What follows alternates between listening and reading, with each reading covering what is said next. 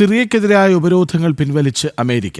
സാമ്പത്തിക വ്യാപാര ഉപരോധങ്ങൾ പിൻവലിച്ചുകൊണ്ടുള്ള ഉത്തരവിൽ ട്രംപ് ഒപ്പുവെച്ചു.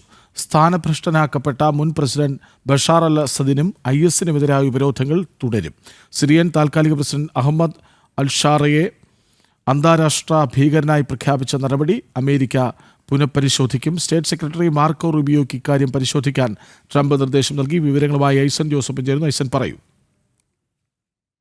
കൃഷിരാജ്, കാലങ്ങളായി നിലനിന്നിരുന്ന അല്ലെങ്കിൽ നിരവധി വർഷങ്ങളായി നിലനിന്നിരുന്ന ഉപരോധമാണ് നീക്കാനുള്ള തീരുമാനം ട്രംപിന്റെ ഭാഗത്തു നിന്നുണ്ടായിരിക്കുന്നത്. നേരത്തെ നമുക്കറിയാവുന്നതാണ്, ട്രംപ് അഹമ്മദ് അൽ ഷാറ, നിലവിലെ താൽക്കാലിക സിറിയൻ പ്രസിഡന്റുമായുള്ള കൂടിക്കാഴ്ച ഇക്കഴിഞ്ഞ മാസത്തിൽ, അതായത് മെയ് മാസത്തിൽ സൗദി അറേബ്യയിൽ നടന്നിരുന്നു. ഈ സൗദി അറേബ്യയിൽ നടന്ന കൂടിക്കാഴ്ചയ്ക്ക് പിന്നാലെ തന്നെ എല്ലാ ഉപരോധങ്ങളും പിൻവലിക്കുന്നത് സംബന്ധിച്ചുള്ള നടപടികൾ ചർച്ച ചെയ്യുകയും ചെയ്തിരുന്നു. ഈ ചർച്ചകൾക്ക് പിന്നാലെയാണ് ഇപ്പോൾ 518ഓളം സ്ഥാപനങ്ങൾക്കും അതുപോലെ തന്നെ വ്യക്തികളും ഉൾപ്പെടെയുള്ള 518ഓളം ഉപരോധങ്ങൾ പിൻവലിക്കുകയും കൃത്യമായി സിറിയക്കെതിരായ വൻതോതിലുള്ള ഉപരോധങ്ങളെല്ലാം തന്നെ ഇതോടെ ഇല്ലാതാവുകയും ചെയ്തൊരു സാഹചര്യമാണ് ഇപ്പോൾ ഉള്ളത്. അത് പല തരത്തിലുള്ള ഉപരോധങ്ങൾ നിലനിന്നിരുന്നു. എണ്ണ വിൽപ്പന സംബന്ധിച്ചെല്ലാം തന്നെ വലിയ തോതിലുള്ള ഉപരോധങ്ങളാണ് സിറിയക്കെതിരെ നിലനിന്നിരുന്നത്. ഈ നിരോധനങ്ങളാണ് ഇപ്പോൾ പിൻവലിച്ചുകൊണ്ടുള്ള ഉത്തരവ് ട്രംപിന്റെ ഭാഗത്ത് നിന്ന് എക്സിക്യൂട്ടീവ് ഓർഡറായി പുറപ്പെടുവിക്കുകയും ചെയ്തിരിക്കുന്നത്.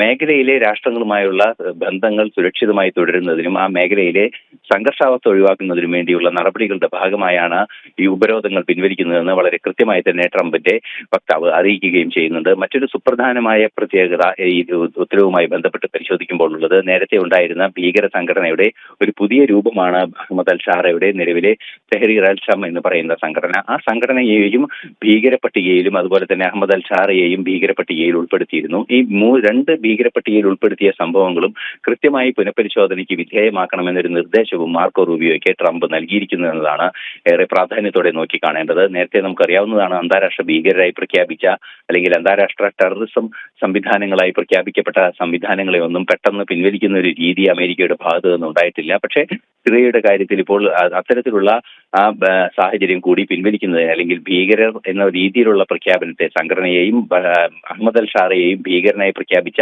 ആ സംവിധാനം കൂടി പിൻവലിക്കുന്നത് സംബന്ധിച്ച് പരിശോധനകൾ നടത്താനാണ് സ്റ്റേറ്റ് സെക്രട്ടറി മാർക്കോ റൂബിയോയ്ക്ക് ട്രംപ് നിർദ്ദേശവും നൽകിയിരിക്കുന്നത്. അതേസമയം നമുക്കറിയാവുന്നതാണ്, സ്ഥാനഭ്രഷ്ടനാക്കപ്പെട്ട ബഷാർ അൽ അസദ് എന്ന് പറയുന്ന മോസ്കോയിൽ കഴിയുന്ന മുൻ പ്രസിഡന്റിന് എതിരായ ഉപരോധങ്ങൾ, അതും പ്രസിഡന്റിനും പ്രസിഡന്റിന്റെ അനുബന്ധ സംവിധാനങ്ങൾക്കും അദ്ദേഹവുമായി ചേർന്ന് പ്രവർത്തിക്കുന്ന സംവിധാനങ്ങൾക്കും, പ്രത്യേകിച്ച് IS പോലുള്ള അദ്ദേഹത്തിന്റെ മുൻകാല പിന്തുണ നൽകുന്ന സംഘടനകൾക്കും അതിന്റെ IS-ന്റെ സിറിയൻ രൂപത്തിനുമെല്ലാം തന്നെ കൃത്യമായ നിരോധനം തുടരുമെന്ന നിലപാടിൽ തന്നെയാണ് അമേരിക്ക ഉള്ളത്. നേരത്തെ നമുക്കറിയാവുന്നതാണ്, ഈ സായുധ വിപ്ലവത്തിലൂടെ ആ ബഷാർ അൽ അസദ് ഭരണകൂടത്തെ അട്ടിമറിച്ച അഹമ്മദ് അൽ ഷാറയുടെ തെഹ്രീർ അൽ ഷം എന്ന് പറയുന്ന സംവിധാനത്തെ പൂർണ്ണമായും ആ രാജ്യത്തിന്റെ നിയന്ത്രണം ഏൽപ്പിക്കുന്ന രീതിയിലേക്ക് കാര്യങ്ങൾ കൊണ്ടുപോകുക എന്ന ലക്ഷ്യം തന്നെയാണ് ഈ നിരോധനങ്ങൾ നീക്കുന്നതിലൂടെ ഉള്ളത്. സിറിയയുമായുള്ള വ്യാപാര കരാറും മറ്റു അനുബന്ധ സംവിധാനങ്ങളെല്ലാം തന്നെ പുനരാരംഭിക്കുന്നതിനുള്ള ചർച്ചകളും നേരത്തെ നടന്നിരുന്നു. ആ ചർച്ചകളെല്ലാം തന്നെ വീണ്ടും പുനരാരംഭിക്കുകയും ശക്തമായ രീതിയിൽ തന്നെ ഇരു രാജ്യങ്ങളും തമ്മിലുള്ള ബന്ധം തുടരുകയും ചെയ്യുമെന്നാണ് റിപ്പോർട്ടുകളിൽ നിന്നും മനസ്സിലാക്കാൻ സാധിക്കുന്നത്.